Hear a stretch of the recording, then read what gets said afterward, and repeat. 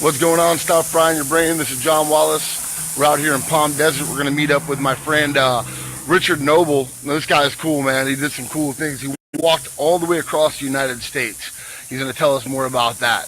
So we got some big things going on. We got United Churches Against Addictions coming on board with us. How you doing, Denise? What's going on, love? We got Recovery Army. We got Recovery Chicks. We got Holy Faith Recovery. We got Holy Spirit Recovery. We got all these different programs. They're all joining on board with us here at Stop Frying Your Brain with one mission involved, and that mission is to help the addict find real care, to help the addict out there, that's in recovery, get their story out there, to help others see that recovery is possible. We do get better, we do get back up, we do recover, and the main focus and my main goal that I have is to find people that are doing the deal. To find people that are out there that are real, that aren't just money hungry, money grubbing, that aren't just profit mongers, that are out here because they have this thing too, and they're trying to help people find recovery from it. I'm an addict in recovery. That's who I am, and that's what I am. And my entire mission is to help other addicts find recovery, and that's what keeps me well. That's a part of my program of recovery, is to carry the message to other addicts that are still suffering. That is not just my 12 step, that is my mission in life now, because it keeps me well, and I need this. I need this. I have a fatal and progressive disease, and what does fatal mean? It means it'll kill me. What does progressive mean? It means it's going to get worse. So on a daily basis, I have to do something every single day to broaden my horizons, to find a new way and a new power within me to help others. What's going on, Jeff Wolf? How you doing? We've done a few pieces on Jeff Wolf's places, man. We got a new house that just opened up for Atrium Sober. Okay. What do you call that, bud? The cottonwood bug or something like that. We're out here in the middle of the desert. We got these beetles up in the trees, so maybe we'll get a little bit further away from the trees. We can walk and talk. You can follow us along. Huh? Let's go out. Can we go out here? We can go anywhere. This tree's a little bit quieter. That one right there is being a little noisy. We were right over here. I don't know. What's the audio thing going? Because people are commenting. People are commenting. People are commenting. Feedback. Who has a question for me? Who's got a question? Who wants to walk across America sober? You can join me on my next trip. You're going to do it again? No. No? Although I would like to do some major. My next day I'd like to do is backcountry in Alaska. Yeah. Yesterday I had an obsession with wolves. I work with wolves once a month up in Julian, California. Really? I know Julian really so well. It's like a American gray wolf and a Mexican gray wolf breeding program up there. So really. I'd love to go backcountry in Alaska. I did that in Yellowstone last summer with the grizzlies and the wolves. It was just you're just by yourself again. Actually, I went with people that were out there on the trail. Okay. So you hook up with people and you go into the wild and you live. I'm not Christopher McCandless. There's no bus. I didn't die from a plant eating of a bus or Yeah. Into the Wild. Yeah. Sean Penn directed Into the Wild. It was a beautiful movie. Yeah, well, he died of starvation or something like that because he'd eaten the wrong plant. He poisoned himself. Yeah. And the rivers rose and he couldn't get back and he passed away.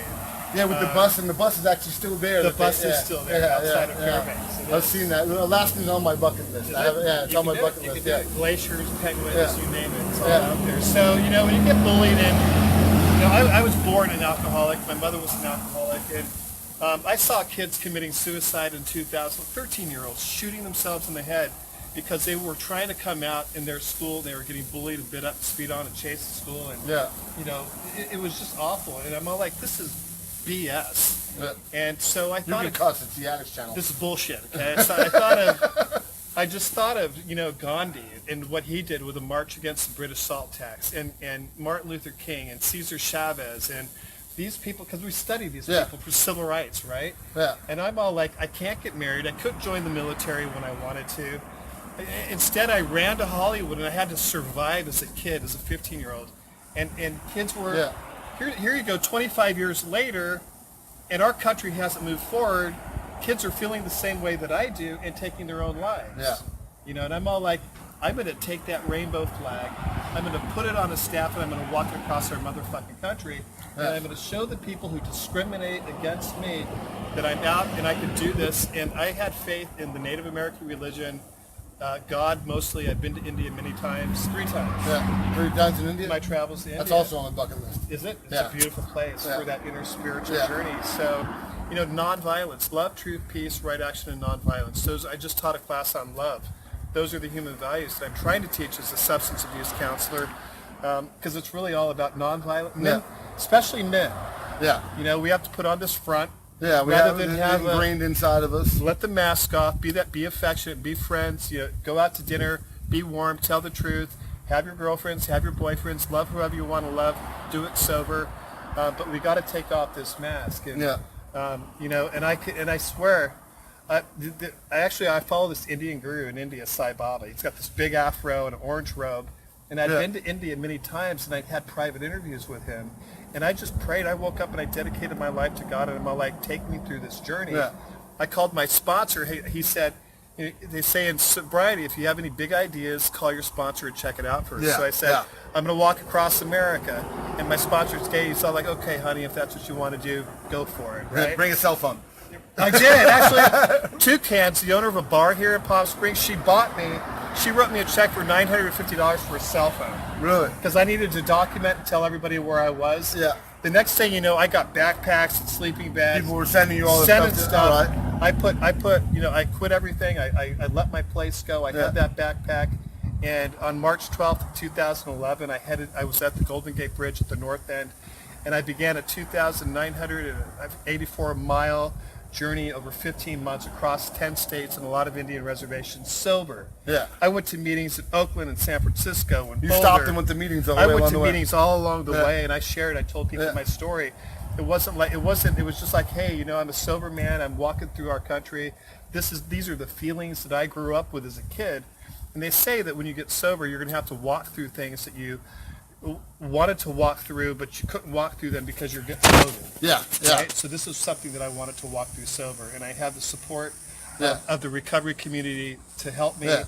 You know, Ken Seeley, you know, left everybody here. Yeah, we met with Ken Seeley last week. I heard we talked that. with him. So, a great and, you know, Timothy Brammer, he's got chasingrecovery.org. They just came. And he's Ken really wanted to highlight him, and it was kind of cool. I got the ambush and interventionist. Good, yeah. we started a little early, and I didn't realize if Ken, and then Ken walked in, and it was like we turned the cameras right to him, and I was like, well, this has got to be the shoes on the other foot. Yeah, Ken came here and spoke last week. I had so part of this industry is under attack.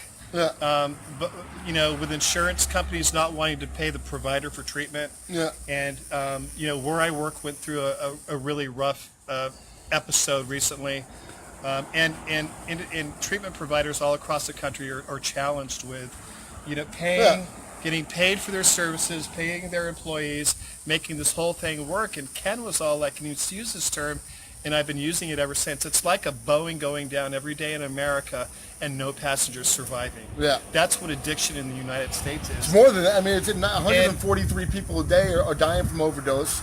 That's on opiates alone. No, That's just 91 opiates. is opiates, 143 for opiates. And we're not talking about the people going to prison. Yeah, we're not talking about the people becoming HIV positive, STDs. We're not talking about the broken hearts and the broken families. And the casualties we take with us. Yeah. All that stuff. And you know, if that was happening with planes, all airports and all planes would be grounded in the U.S. Yeah. So we're getting swept under the carpet, essentially. We're being challenged by the feds. Well, that's, I mean, you see on the front page of the newspaper, you're either going to see something about some scandal with an insurance company or a treatment facility involved, or you're going to see something about this epidemic, but you're never going to see these two combined in the same conversation, which is a lot of what I've been trying to do, is why aren't we talking about these two in unison with each other? We've got this huge scandal that's going on, and you can't tell what's real and what's fake, with FBI kicking in doors and nobody being arrested. Yeah, I don't think it is a scandal. I don't think it is a scandal. I think our priorities are backwards. Yeah, okay. You walk into an ER of an emergency room, just walking in that door, boom, your bill, boom, you sign a paper, boom.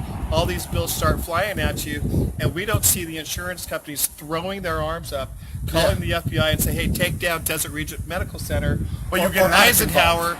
But to get addicts involved or people suffering from this brain disease-caused addiction, and the FBI is all like, fuck you, we're taking you down, and we're fuck you back, you're not taking us down, we're going to fight. And that's what treatment providers and that's what this industry needs to do, is fight back to save lives. Put money, we need to build homes, not tear them down. We need to employ staff and nurses and doctors. That's a lot of what I've been saying about the modality that some of these industries and some of these facilities are using. We got the brick and mortar, the infrastructure is there, the highly trained staff is already in place.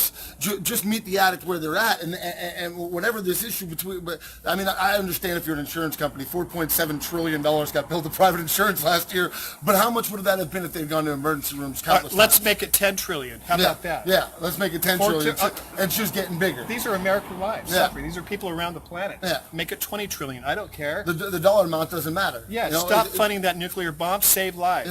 Yeah, we're talking about human lives. straight And we're grass. talking about the number one killer in America of children under the age of 23 years old. Children under the age of 23, Yeah, I you know, is overdose. That's insane. You know, I have a cousin that works for the CDC, or he works for an offshoot of them, and he got all this data, and he's not an addict, and he's been relatively shielded from addiction. I'm one of the few. I'm not even the black sheep. I'm the green goat in my family. You know, I'm so far outside the lines. But he saw what I was doing, and he came at me with these stats, and I was like, he was daunted, and I was like, I know. Like, I live in the trenches. I know how many people are dying in there. You know, I've got how many I've gone to. And part of what I did is I lived in long-term residential treatment facilities for a long time, and my friends started dying. A lot of my friends started dying, so it's like, man, there's only Were so they many- living in treatment facilities? No. They weren't. They were dying. Yeah, You were in. I You were was. living. I'm in the program, and I'm surviving. And I'm like, how do I reach people and show them that this is possible? That if a junkie like me, if a bottom out gutter dope fiend like me can find recovery, why can't you? And I want to speak to you guys directly. I want to tell you that the big book of Alcoholics Anonymous, I swear to God, on my heart, is divinely inspired. People complain, oh, I don't want to go to a meeting. Go to a meeting. It's the death of the ego that gives us that spiritual experience. And you're investing in your life. Recovery is not easy. It's not about selfishness and ego. It's about surrender. And I would like to see more uptalk of the Yeah. recovery process. The 12 steps: powerlessness, unmanageability, being restored to sanity with character defects, making amends in our lives, meditation and prayer, helping other people, selfless, loving service out there in our, like you're, Yeah. this is for fun and for free. Yeah. You know, because you have a passion for life. Yeah. And about addiction and recovery. And You're there's a message to get out there. You have a message to get out there. I mean, if you come in from the background you came from, which I imagine included all the depravity, the homelessness, and being a drug addict on the streets of Let me Hollywood. tell you, I was so isolated as an addict in Hollywood, and I was in, imagine me 10 years, I'm 10 years sober in December. Yeah. 10 years ago. Congratulations. I'm in tight purple pants. I'm 130 pounds. Yeah. I got a big fur coat. It's falling apart. My nails are painted black. My blue hair is sticking up. I've got Converse tennis shoes with no shoelaces or socks, and I want to commit suicide every day. Yeah. I'm fantasizing I could jump off that building. I could go to the Chateau Marmont and do a Belushi style, Yeah. roses filling, candles, make it all spiritual. Yeah. But I was a lonely, broken addict, and I wanted to die every single day. And because of that, I did actually shoot 4 bags of heroin at once. I woke up 5 weeks later out of a coma, completely paralyzed.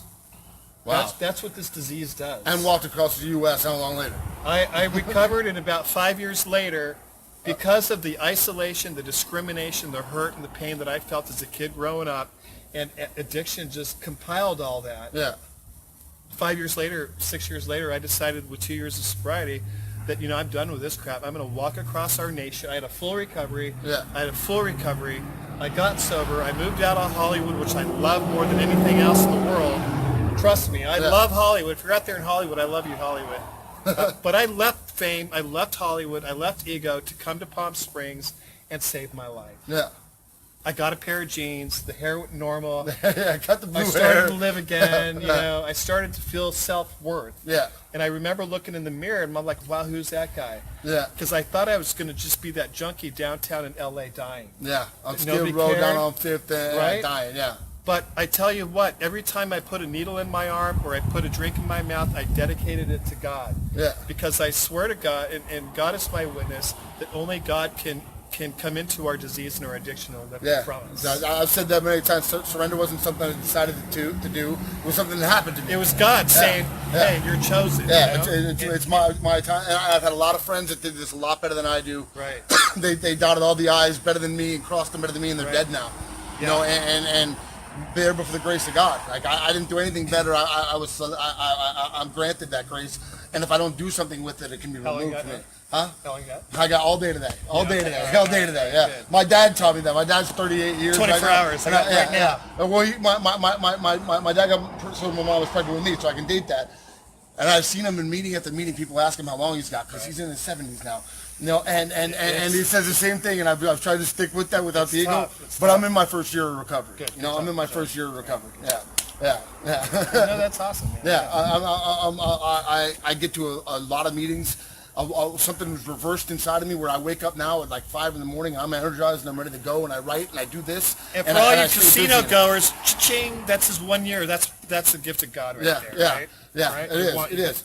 I want It's a the jackpot. fat kid like me wants his cake and he wants his token, yeah. But I know that me and my own resources, I'm not capable of it. Yeah. I know that I am not capable of a day of sobriety without God, without the steps, without my sponsor, without people like you that have kept the doors open for me. Without the program, I'm not capable of it. You know, so like it's a gift that's been given to me, and I try to every day remind myself of that and treat it like that. And now you're in recovery. Welcome to recovery. Yeah, not treated for granted. But I've been in the rooms for a long time. I've been to 9 county-funded treatment facilities. 27 months I spent there. You know all they did? They fucked up my high. They fucked up my high bad. Until I found recovery on my own, all they did was feed me with all the facts and information about my condition that were necessary to fuck up my balls. Recovery works if addicts work it. That's Yeah. the bottom line. Yeah. It's not going to work. It's just going to sit there and gather dust like a book. Yeah. The big book, the basic texts are textbooks. That means we got to do the work. We got to write out that self-evaluating inventory. We got to talk about fear, sex, resentments, that deep hurt that we have. We got to shed light on all that stuff and be honest about it. It doesn't, you got to move through the shame and get honest about all that stuff. Yeah, we talked earlier today about shame. That shame. You got it. That triangle, connect to that higher consciousness. I mean, even when I'm feeling bad about myself, I'm still being selfish. You know, even when I'm in self-pity, I'm still being selfish. I'm still only thinking about me. For as long as you're willing to be there. Yeah, I want to be there. Yeah. So yeah, walking across America was a great gift of sobriety. I came to the place, I went to Betty's and Palm Springs with my dog, and they just welcomed me here. And it's been a beautiful gift. But sobriety. Where did you finish the journey at? Jacksonville, Florida. Whoa, you walked from San Francisco to Florida? Well, I did. Like I thought straight. I'm thinking straight across New York. It's not a straight across. It was actually broken into north, south, and south. Northwest and southeast. So I hit the Sioux Reservation. Kinda. No, when I hit the Sioux Reservation in North Dakota, so we're going into sub-zero temperatures. So I took a bus. I drew a line on a map and it put me in Del Rio, Texas. Oh, went straight south. So I took a bus down and then I did this southeast the last half. Yeah.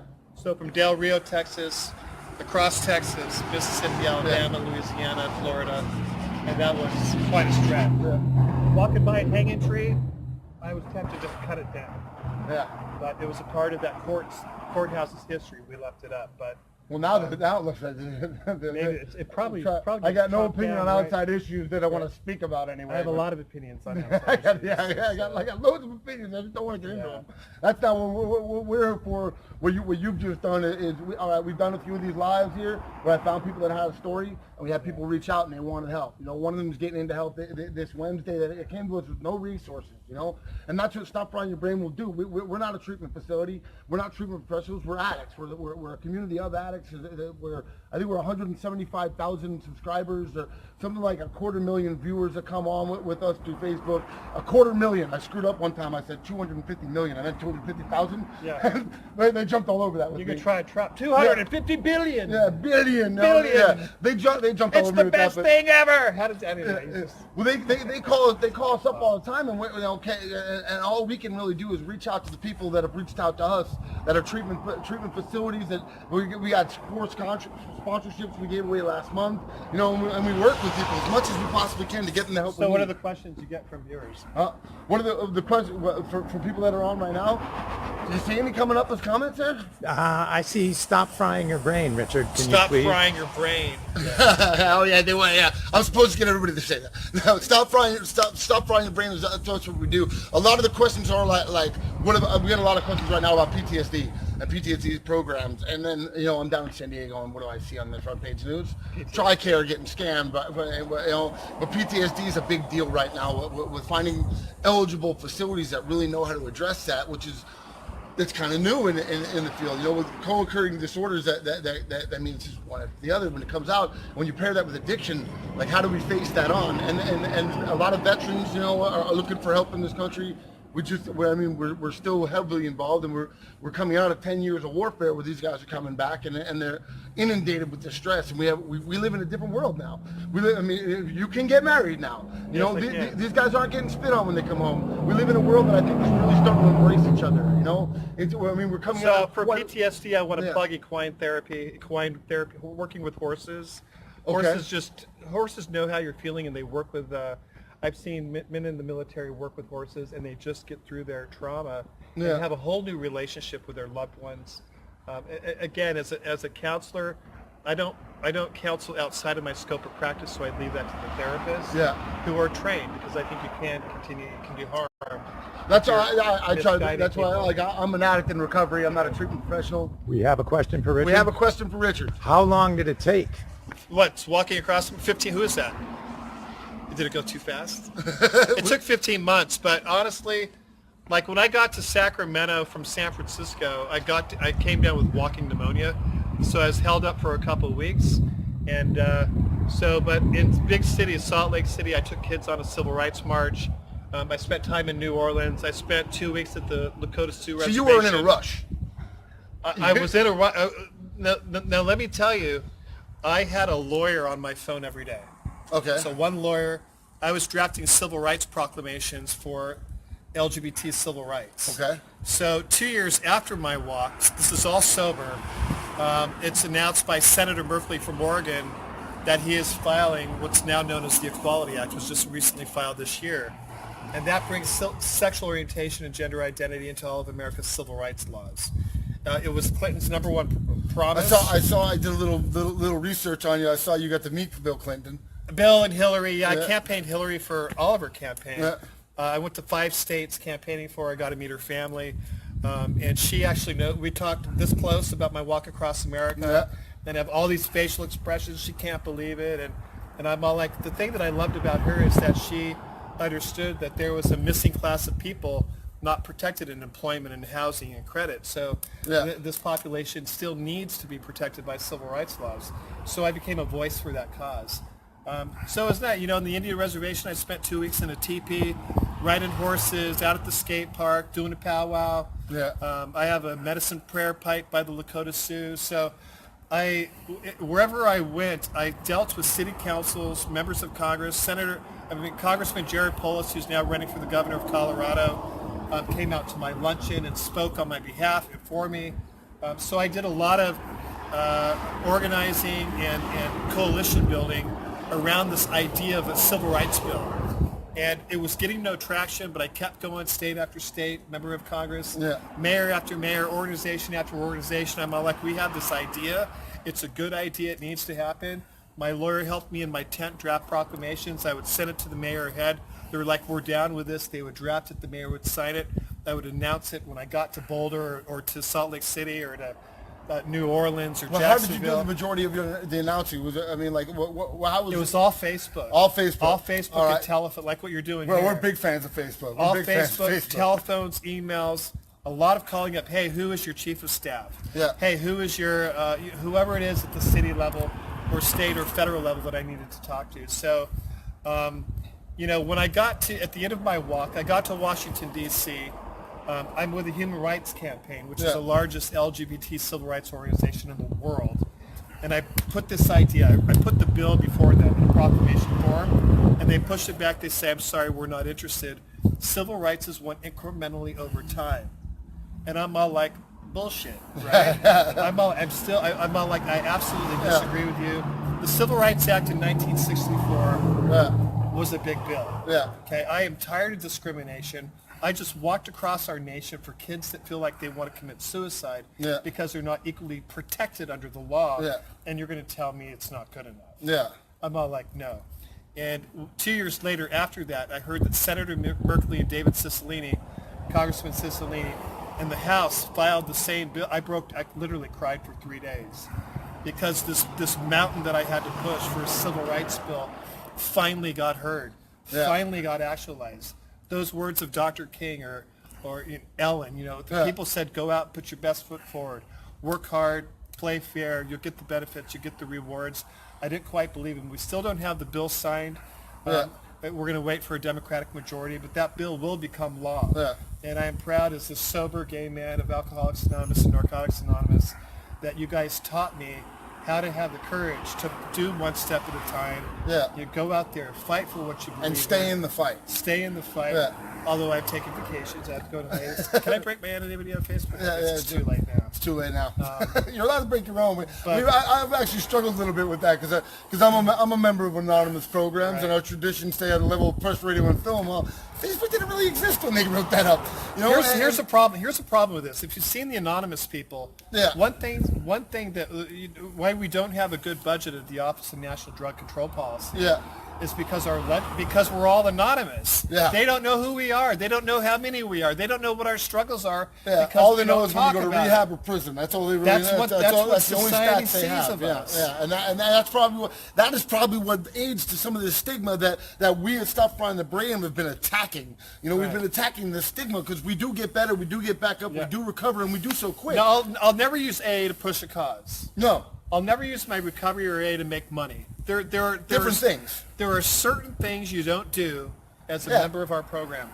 But to say I'm not a member of recovery in our community, now one of the It things does it a huge discredit. well, one of the things I think that our elders are concerned about is this. Okay, I've got 10 years of sobriety. What if I relapse next week? And they're going to make them look bad? Oh, the 12 steps don't work. No, the 12 steps do work. You stopped working. I stopped working. Yeah. They That's do been work. my case. I've had time before, and a lot of it was fear fellowship and a high sugar diet. I didn't have a spiritual awakening. I just had the hard line white knuckle discipline to continue doing it because I was going to go back to prison. Because I had a baby that I didn't know what to do with otherwise, and for whatever reason, it wasn't because well, now I found the broad highway, you know, that we talk of, and now this is better than any drug I've ever done The in my road life. gets narrow, but the highway gets brighter. Yeah. So there are millions of people living in double-digit long-term recovery, and that's just the statistics. Yeah. And you know, unfortunately, some of us don't make it. It's the same with cancer. People get through it, they get cured, some go into remission, some people pass away. Yeah. So But if you told cancer patients there was a place that they could go, maybe put a buck in the basket, maybe not if they don't got it, and talk for a little while, and they could find a remission from their disease, you'd need stadiums to hold their meetings. we need But- stadiums for addicts right now. Yeah, we need to get the addicts in the stadiums, you know. And that's, I mean, stop frying your brain. If you're out there and you're having trouble finding treatment, hit us up. Reach out to us. I don't care if you got PPO or no PO. Hit us up. We'll help you. We'll pair you with the resources out there. We're not a treatment facility. We're not a detox facility. We're not body brokers, turn and burn, cookie cutter bullshit out there. That's not what we are.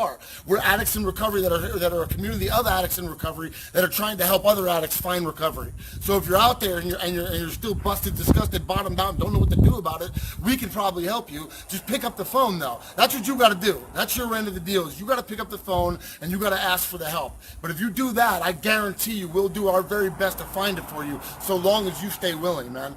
Richard, man, But right now, go to I a can't meeting. thank you enough. Yeah. Right. But right now, get your ass in a meeting. Call us. It only after the costs meeting. $1 and you get a cup of coffee. Yeah, you don't even need to have a buck. They'll front you the coffee. Right. Get them on the back end, you know? Yeah. I see you in meetings a lot, man. I see you in meetings a lot. I was over in the other side of the valley for a little while, so I didn't see anybody but people on the other side of the valley for a little while. Yeah, but like I know the people that are in this business, that are in this industry, that are active in their own recovery because I go to a lot of meetings, man. So I see them, and then I know the people that aren't. And really bring it to your members of Congress, your city council. We need funding. You know, there are places of using discrimination with your anonymity. I'm not saying, you know, go out and you know, take AA to a cause for Planned Parenthood. That's not what I'm saying. What I'm saying is share your stories with your local members of Congress, with your senators, with your city council. Let them know this community needs you. Actually, we have Congressman Ruiz. The staff is going to come tour this facility soon because people need to see, they need to touch, they need to feel. And if they don't know our stories, they can't help us. If they just see the FBI raiding this facility or that person going to jail because they committed that crime, not the broken housewives that are on opiates because they got into a car accident and broke their wrist. It's a big, diverse crowd. And the scope of view is very limited for a lot of people. They only see that front page headline. Go to the DEA's website. They have a museum, the DEA's museum. all these kids have made videos about the opiate crisis in America. It'll open your eyes, it'll open your heart, and it'll show you that we are your neighbors, we are your police officers, we are your doctors, we are your teachers, we are your moms and dads and brothers and sisters and sons and daughters who become addicted to this disease and fall prey to it, man. Like we So say, it's one of the only things that does not discriminate. it's a plane crash every day with no survivors, so we could do a lot better as this country. Yeah. So keep up. Thank you very much, man. I appreciate you. Right. I appreciate you. Yep. That's Richard Noble, everybody. Check him out. Hey, you have a foundation, though. Hold on. Wait. No, I don't. No? Not yet. No, not yet. Never mind. Scratch that. But website? contact me if you need help. WalkForEquality.com. Walk for dollar. All right. Right? Yeah. Walkforequality.com. Yeah.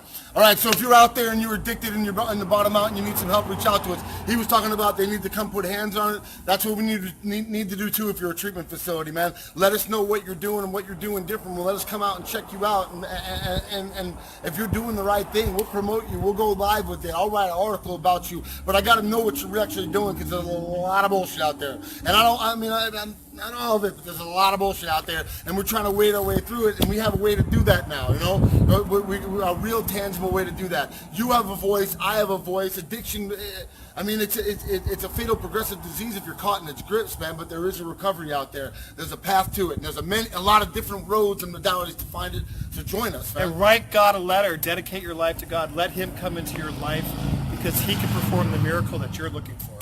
Thank you very much, brother. What?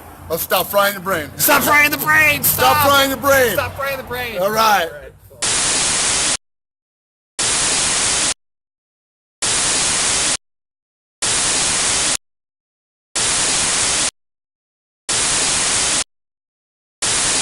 If you stop frying your brain, you can take away the pain.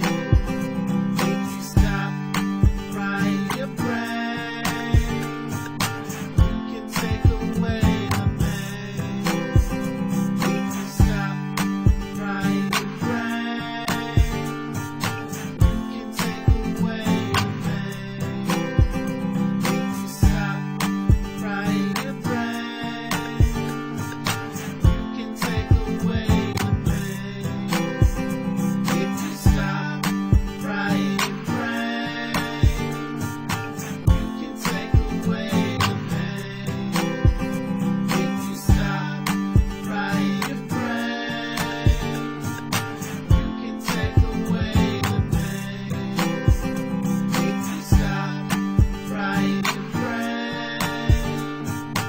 you can take away the pain. If you stop frying your brain, you can take away the